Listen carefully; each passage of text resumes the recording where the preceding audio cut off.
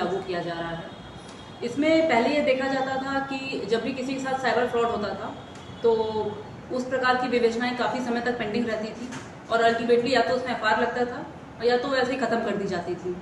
होता ये था कि कभी कभी चार्जशीट लगने के बावजूद भी जो वादी रहता था, जो कंप्लेनेंट रहता था, उसके साथ जस्टिस नहीं हो पाता था, ना उसका पैसा वापस आता था, ना कुछ हो पाता था, वो सिर्फ दौड़ भाग करता रह जाता था। ऐसे में जो एक नई एसओपी लागू हुई है वो ये है कि डीसीपी स्तर से हर जोन के डीसीपी ऑफिस में सूचनाओं का संकलन होगा।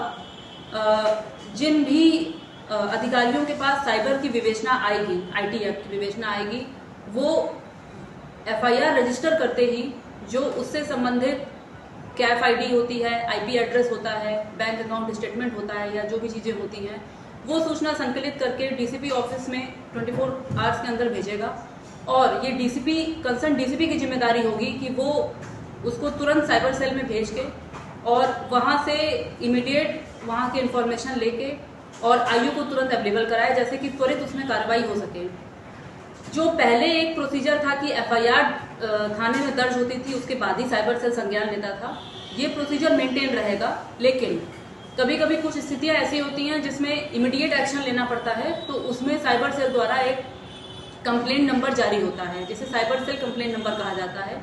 वो साइबर सेल वाले तुरंत संज्ञान में लेके उस कंप्लेंट नंबर को इनिशिएट करके प्रोसीडिंग उसमें आगे कार्रवाई बढ़ा सकते हैं और उसके बाद भी एफआईआर दर्ज हो सकती है। तो अब ये दोनों चीजें जारी कर दी गई है, जैसे कि साइबर फ्रॉड से रिलेटेड जो मुकदमे हैं, जो पेंडेंसी है लखनऊ में, वो कम हो सके। और आशा है कि इससे काफी रुकावट भी आएगी और काफी इसमें चीजें कम भी होंगी, क्योंकि साइबर अवेयरनेस के बारे में बहुत लोगों को पता नहीं है। तो इससे रिलेटेड कैंपेन्स भी चलाई जाएंगी, जिसके बारे में अभी डिस्कशन चल रहा है। आगे चल के इस प्रकार की कैंपेन स्कूल लेवल पे, कॉलेज लेवल पे, ऑफिस लेवल पे, न्यूज़पेपर के माध्यम से, मीडिया के माध्यम से सबको दी जाएगी।